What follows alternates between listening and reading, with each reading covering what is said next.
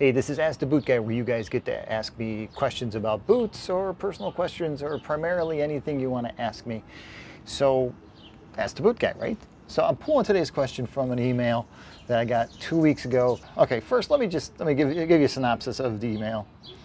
So it's from a guy whose name is Frank. Now Frank has recently started a new job working with a bunch of union guys, and he started the job wearing a pair of Timberland Pros.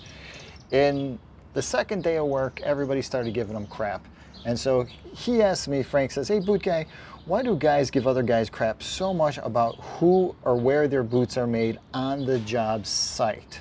And he goes on and on about, things that they said to him and just the ideas that they've planted ahead. It's a pretty long email, that's why I'm not going to read the whole thing, but just to give him a really good answer.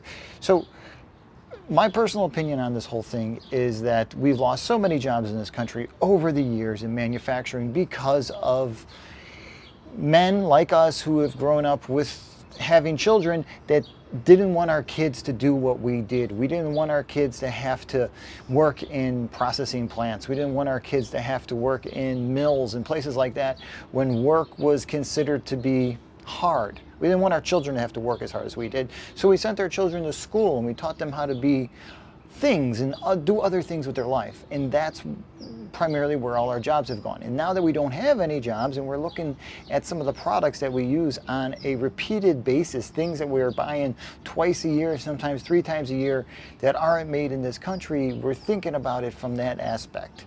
So Frank, what the guys are saying, because you guys are all union, is that you should really support the brotherhood. You should really support your union brothers and sisters by purchasing products that are made by union brothers and sisters.